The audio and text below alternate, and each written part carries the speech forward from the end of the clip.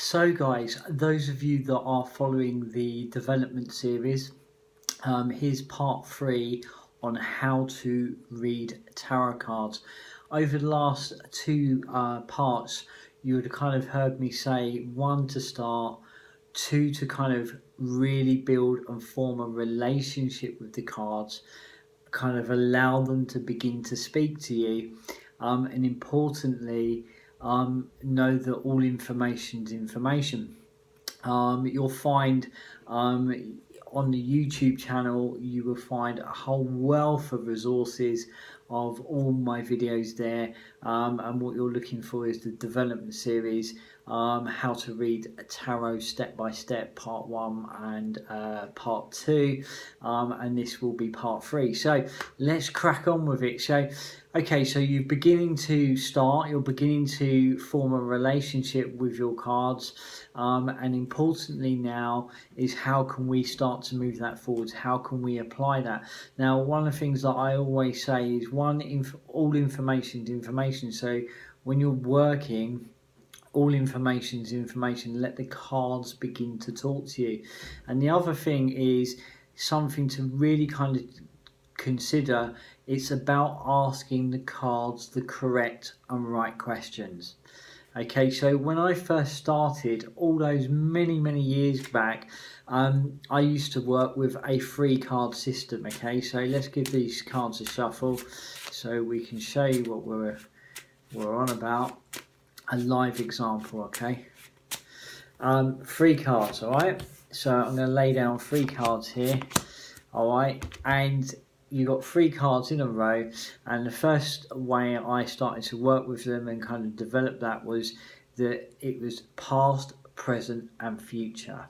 Okay, so past, present and future, and I worked with that for a good few years. I kind of explored a few other systems like the 12 card wheel, which was 12 months of the year, but you can see there's a familiar feeling with the 12 month wheel, and also the past, present and future. Okay, that becomes predictive.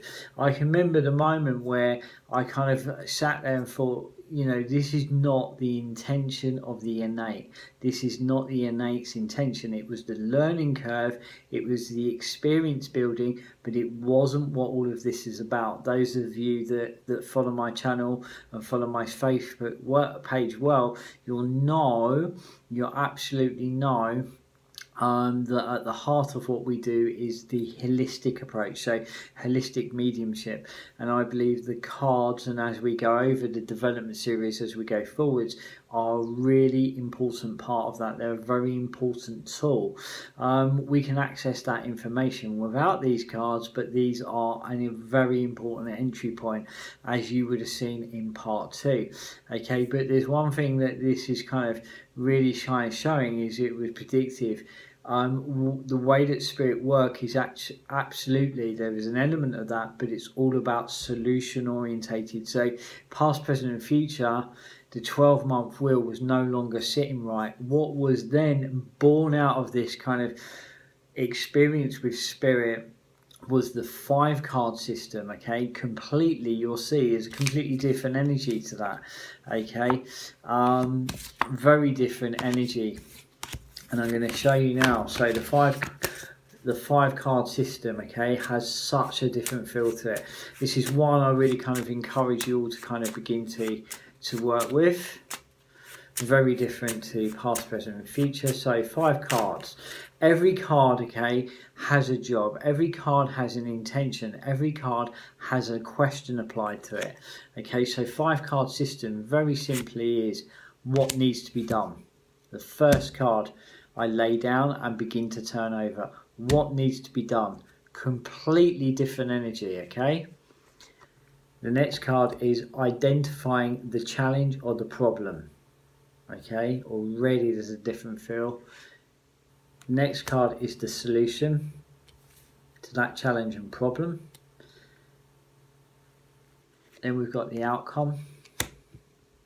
Then we've got your key card. Okay, so what a different feel from what needs to be done, identifying the challenge or problem, next card, the solution, okay, and the outcome. If you look, these are very action orientated cards.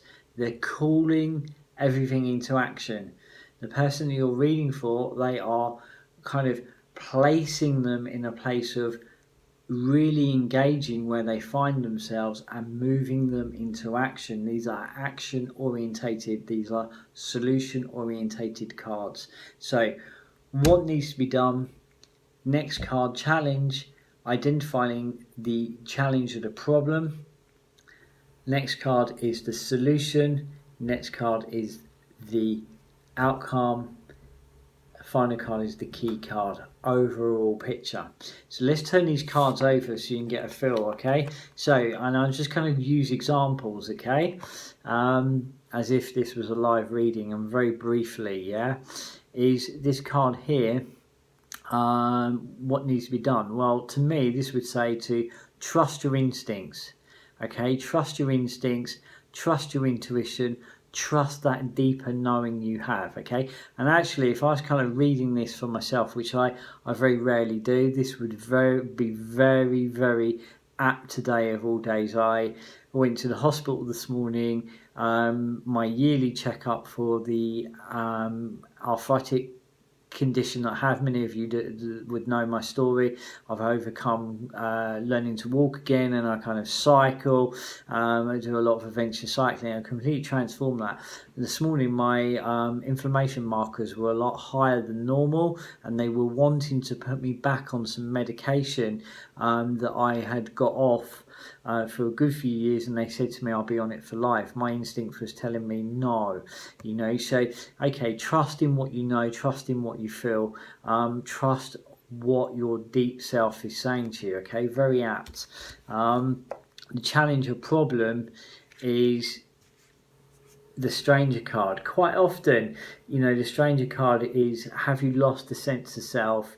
Are you coming away from yourself? You know, in a way that could absolutely work in partnership with this card. The cards want to work together with some cohesion, okay? Very important. So is there a sense of losing a sense of self? If you weren't trusting in yourself, absolutely that's what would come. That's where this would take you. This is where this would lead, okay? The solution is the Mother card, which is all to do with kind of nurturing, being very gentle with yourself, kind of paying attention to your needs and what's really important to you. So again, there's cohesion, okay?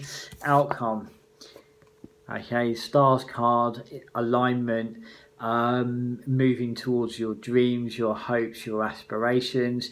It being the outcome, it would say that would fall into place. You know, all these cards are working cohesively, which is amazing. And the key card is birth, which would be new beginnings. And actually this completely, again, makes complete sense to me. You know, I'm making some very big changes right now.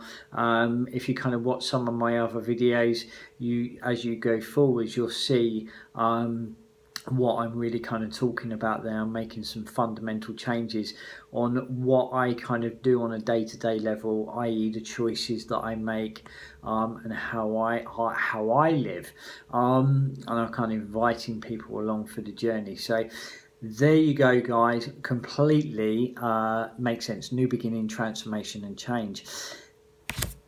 Each card has an intention. It's about the questions that you ask the cards and then allowing them to speak. So as you saw, it was very different from past, present and future. Just a very brief recap. The 5-card system is what needs to be done, identifying the challenge or problem, what's the solution, outcome card, key card, overall picture. As I said, all of these cards are calling into action, okay? They're solution orientated. Fantastic, guys. Look out for development tip 4 in the series. Always going out on my Facebook page on a Friday evening, and you can find me on Facebook at Spirit Meets Adventure. I will put a link into this video, and those of you that are watching from the page, you can find a wealth of resources and videos on my YouTube channel if you pop in Shane Gadd. Until next time, take care guys, see you all soon, bye bye.